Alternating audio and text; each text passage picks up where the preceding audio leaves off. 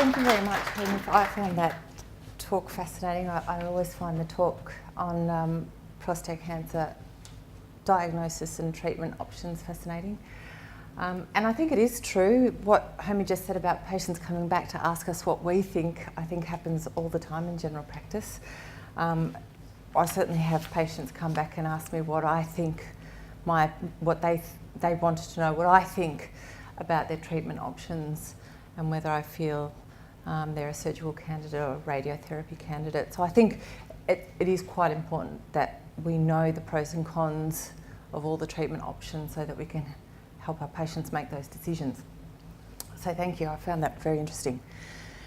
Of course, once patients have treatment, often they're left to face a journey of survivorship care after surgery or radiotherapy has taken place.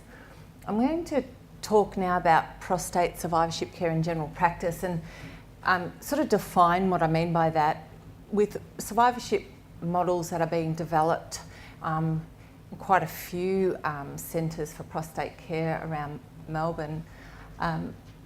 Survivorship care that's shared with general practice generally refers to localised prostate cancer where there's been treatment with a curative intent and the prostate cancer itself was low to moderate risk prostate cancer. So that's the cohort that we're talking about. Patients that have high risk prostate cancers or metastatic or more extensive disease will stay under the close watch of their urologists and their multidisciplinary teams, and that's as it should be. But I think that there's a lot more work being done in cancer care in general, where the role of general practice and general practitioners and practice nurses is being increasingly described, and how we can help our patients to move away from the tertiary care centres and move their survivorship care into the community, which is where our patients belong. Our patients sort of belong in the community with us, and I think it's excellent that we have our specialist colleagues that help us manage different body system problems, but I think it is worthwhile for patients to be in the community, be in their homes as much as possible, and only use tertiary services when it's truly necessary. So I'm going to talk about a model for that. We'll move forward.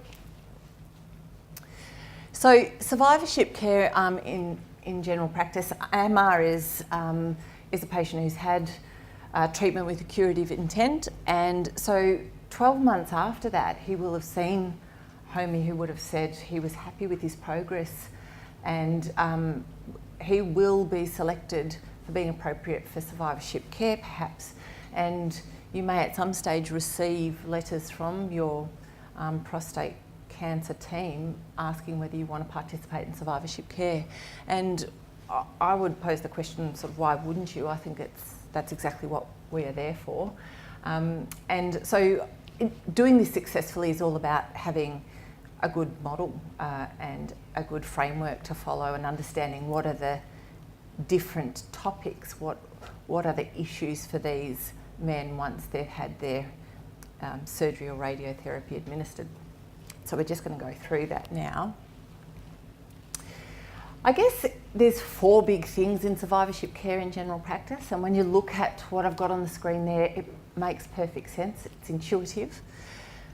Obviously we need to screen for prostate cancer recurrence, and there is a little bit of a difference. As Homi has just said, PSA interpretation is different depending on whether you still have a gland there or not. So whether you're post-surgery or post-radiotherapy, you need to have a sense of how to interpret the results that you're getting, and have an idea about the intervals with which you need to be doing the testing. And of course, like everything with good survivorship models of care and good care in general, be communicating back to the treating team the findings of the testing that you're doing so that they know that the patients are being adequately cared for.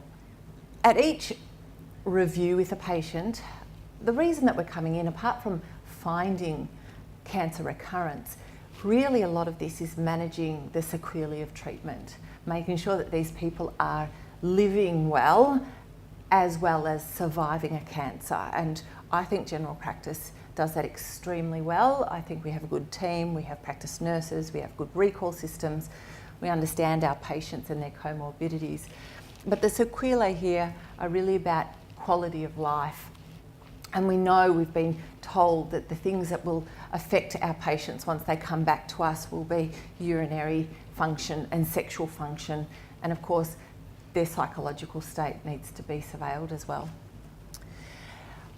If we're going to do this right, of course, we need to know exactly when we're going to ask for help and have good access back to the care that we need, the tertiary care. So having good communication with the home team is essential, and knowing what are the triggers for calling for additional support, whether that would be from the urologist, him or herself, or from a specialised prostate care nurse practitioner, or you're needing allied health to be helping you manage some of the issues such as continence, mental health concerns.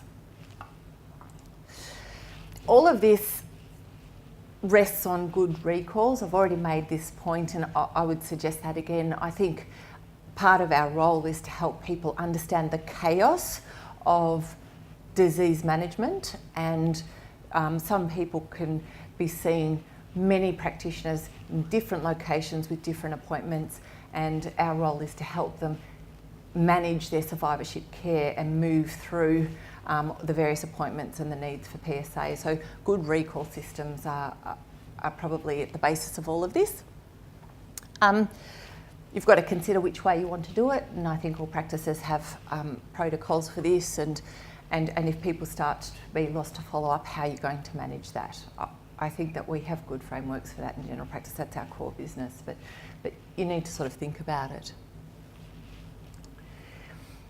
I can't underestimate how helpful nursing staff are in the management, of everything in general practice, full stop, but definitely in the management of prostate cancer survivorship.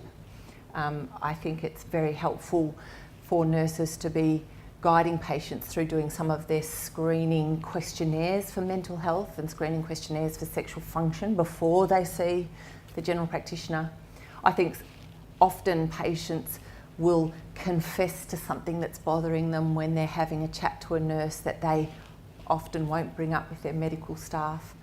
And I think that nursing staff can have a bit of extra time to actually talk about the logistics and how you actually do some of the concepts that we introduce in their care. So, and I know that there are programs where both medical practitioners and nursing practitioners can upskill in this area if you're interested. We can certainly talk to the PHN staff about that. So I think I heard of and I don't want to take the wind out of Dave's sails, but one nurse told me one of the challenges for a prostate cancer survivor who's managing incontinence is knowing how to dispose of incontinence products, because there are no disposal bins or units in men's toilets, and just telling a man to expect that and perhaps just have a backpack when they go about their daily business makes all the difference. And such a small thing, I would never have considered that at all had that nurse not told me something so practical and helpful to a patient. So I think, you know, very practical suggestions about daily life make the difference between, you know, success and not out in the community.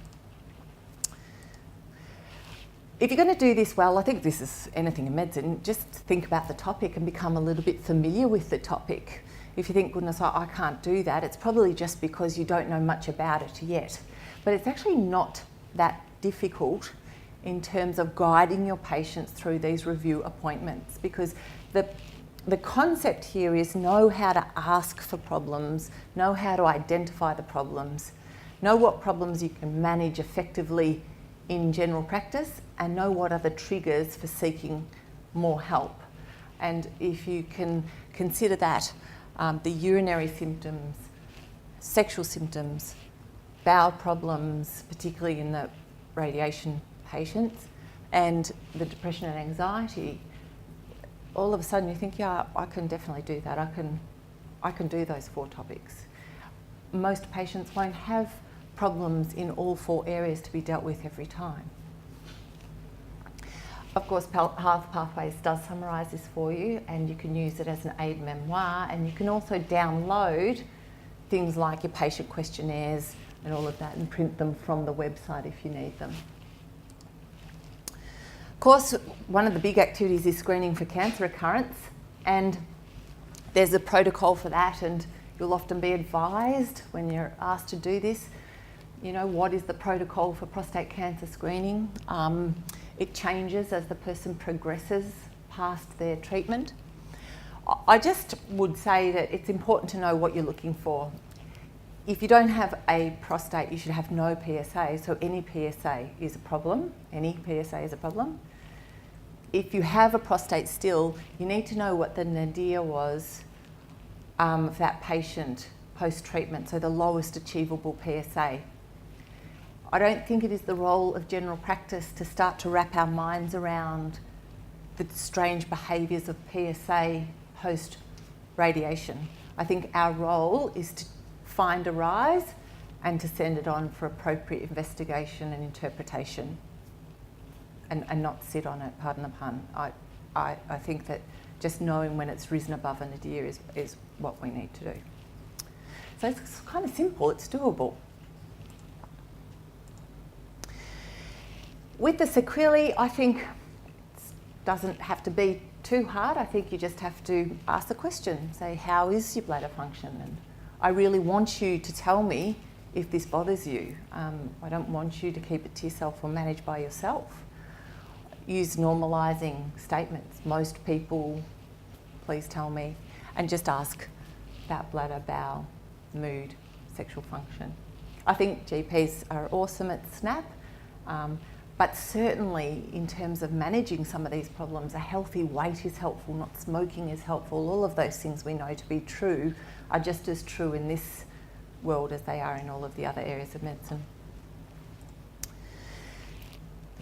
Questionnaires can be a great starting point for some topics, particularly with mood and with the sexual dysfunction, and they do get used in the survivorship or the post-treatment clinics, and I think we can use them as well, particularly if you're having a bit of trouble starting a conversation with the patient, or the patient's a bit reticent. It can be a really good beginning place, or if you just don't know what questions you're needing to be asking, especially with the sexual health.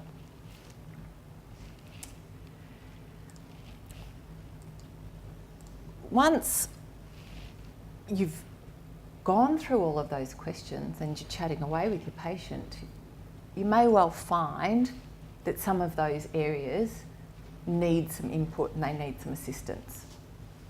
We know that patients aren't immediately dry and they don't immediately return to having good sexual function, and so it's likely that a patient's going to report to us that some of these areas need some assistance.